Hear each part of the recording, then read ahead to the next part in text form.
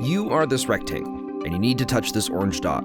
Like all good puzzle games, you achieve this through trial and error. But how and when you split other blocks in half will dictate your competency in completing many of the levels and challenges that Halvar offers. The main mechanic that delivers this game as a unique entry into the puzzle genre is your ability to know when and how to split these different blocks in half. And how you use this mechanic to push through its 48 levels, well, that's entirely dependent on you. What takes this mechanic a step further into its many puzzles is that most of the other mechanics also interact with this block splitting element in different ways. As you play, you'll come across platforms that move back and forth, blocks you can push around, cubes that jump or roll towards you, and a few others you'll have to discover for yourself. Each of these elements are required to solve puzzles on their own as well as through interacting with each other.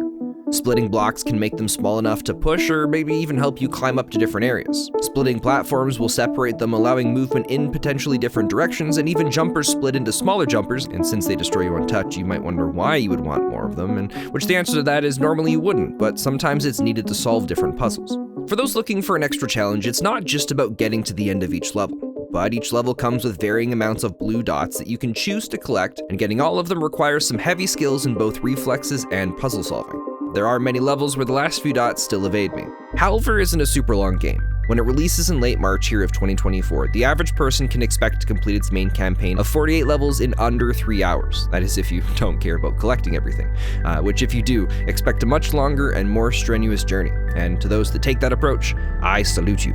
Where I get really excited about Halvar is its planned level editor. At the time of my review, the level editor isn't available yet, but if it allows us to make and share levels just like what we see in its main levels already, then Halvar's got everything it needs to set you up for endless hours of community concoctions on top of what it already offers. Personally, as a big fan of puzzle games, I've really enjoyed playing Halvar, and if you also like puzzle games, then this is something you need to put on your wishlist. If you're new to the genre, then you might struggle with Halvar a bit until you start to get your bearings of how it all works together, but that's pretty much how it would be for a new person to any sort of puzzle game. I'd consider the majority of the game around the middle of the pack in terms of general challenge rating compared to your average puzzle game, but some of the later levels definitely reach up into the higher tiers of challenging and for sure frustrating. But even in those moments, it still feels fair.